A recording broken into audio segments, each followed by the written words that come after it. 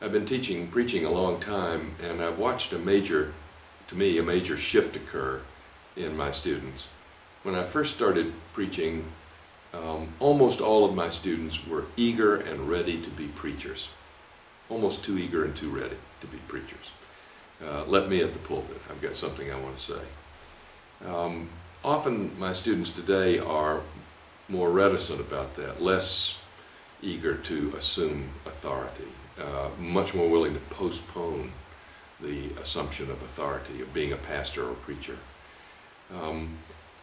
And it's almost as if they are reverse images of the same problem, and that's the question of authority.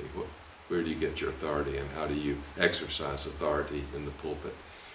And I think that authority comes not by virtue of office or age or ecclesial standing. I think it gets negotiated fresh every time you get up to preach.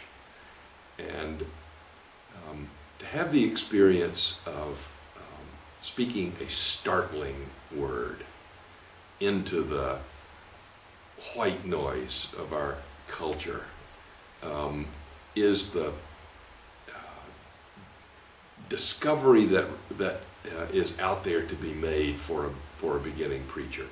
And to shy away from that, or to jump over it on your way to say what you want to say already, is to miss that wonderful moment. I also think that almost all of my career we have been preaching in a rhetorically muddy environment. The speeches of politicians have not been as powerful as they were in times past. The public address on radio and television has been sullied by the angry shouting of radio talk show hosts, and public rhetoric has declined. And when public rhetoric declines, pulpit rhetoric declines. And just the sheer joy and power of words, to miss that in favor of colloquial common speak is a mistake that's often made by younger preachers. And one other, I think we're on a shakedown cruise right now in terms of the use of electronic media in worship and in preaching. And none of us actually know with any depth what's good and what's not good about going to video or using PowerPoint.